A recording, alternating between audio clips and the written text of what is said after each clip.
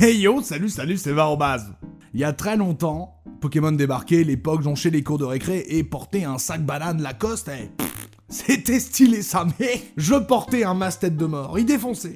J'avais déjà le 31 octobre 2001. Franchement, la classe, quoi.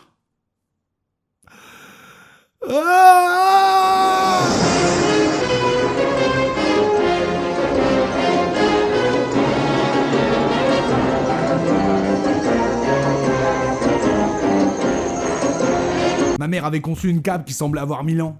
Elle l'avait roulée dans ses aisselles, tu sais, pour simuler l'odeur. J'étais si beau dans mon costume que je serais incapable de te dire comment étaient déguisés mon frère jumeau et mon petit frère ce jour-là. À 11 ans, j'étais déjà incroyablement mégalo. On faisait le tour des maisons, les bonbons s'accumulaient, les compliments sur mon costume aussi. J'ai passé une super soirée. Alors ouais, dans le tas, on se tape des réglisses un peu nulles, des chewing-gums à la chlorophylle, mais aussi des malabars, des harlequins, des Kinder Country.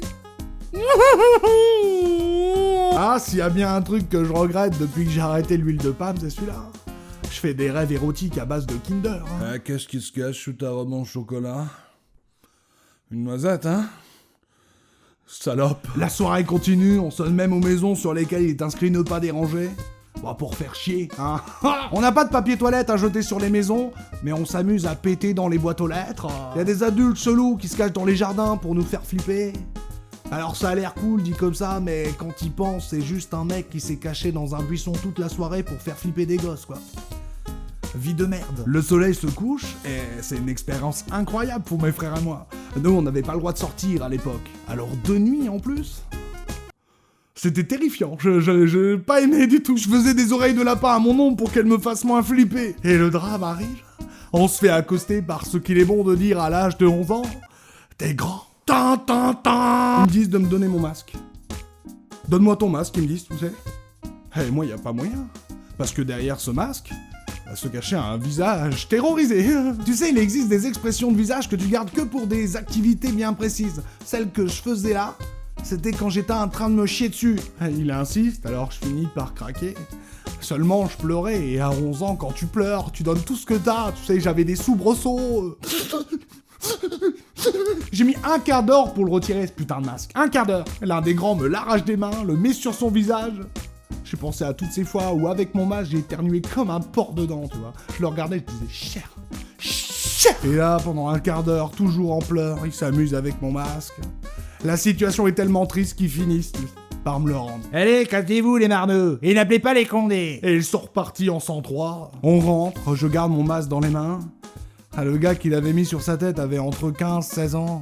Et entre la peau grasse, les boutons et sa moustache dégueulasse, j'étais moyen chaud, quoi. Mes frères et moi, silencieux tout le long de la route. L'expérience était suffisamment traumatisante et mes frères suffisamment empathiques et aimants pour garder le silence et être désolés pour moi.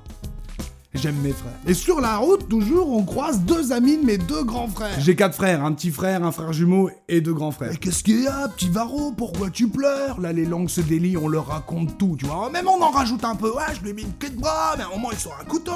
Les 2 amis de mes 2 grands frères se chauffent. Et vas-y, ils sont où? On va les défoncer, on touche pas à la famille. Juste là que je leur dis. Et j'ai omis de vous dire que les 2 amis de mes 2 grands frères, c'était des grands pour nous aussi à l'époque. Donc ils étaient impressionnants.